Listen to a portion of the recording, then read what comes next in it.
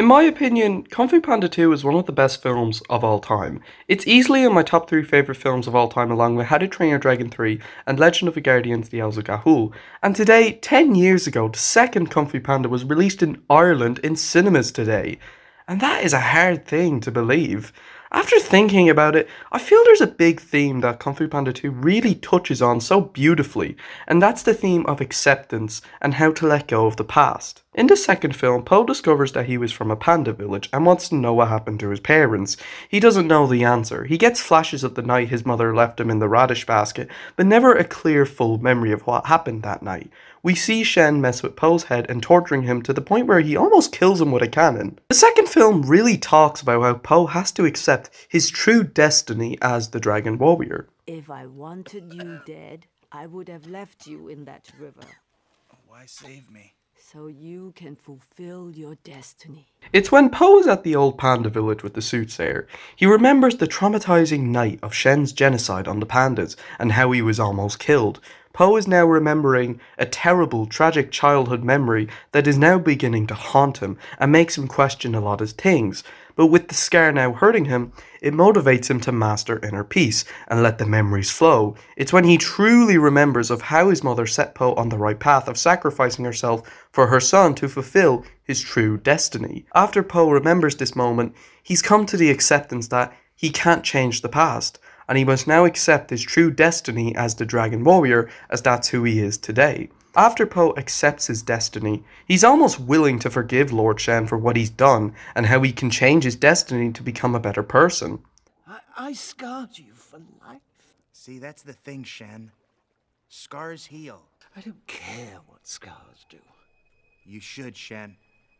You gotta let go of that stuff from the past, because it just doesn't matter. The only thing that matters is what you choose to be now. You're right.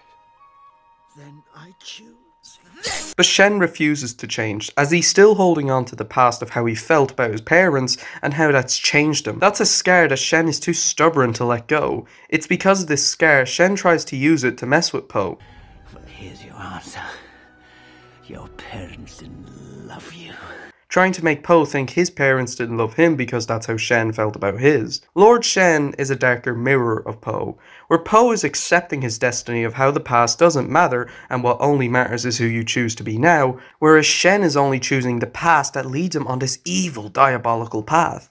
In the first film, Po was mainly focused on one thing, becoming a Kung Fu warrior, but he felt he wasn't able to become a Kung Fu warrior because he failed constantly in questions about how is someone like him fit to become the Dragon Warrior. I probably sucked more today than anyone in the history of Kung Fu, in the history of China, in the history of sucking. Yeah, I stayed. I stayed because every time you threw a brick at my head or said I smelled, it hurt. But it could never hurt more than it did every day of my life just being me. I stayed because I thought if anyone could change me, could make me not me, it was you, the greatest Kung Fu teacher in all of China. It's when Master Shifu trains him, and with that training, he accepts that he is a Kung Fu warrior, and now that destiny has led him to become a better person, and how it helps him let go of the past.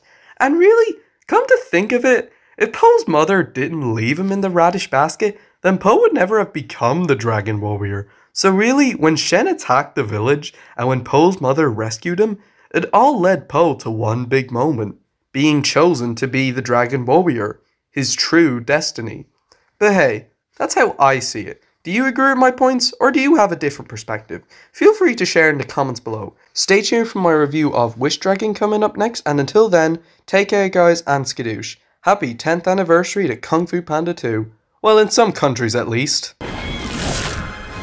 Skadoosh.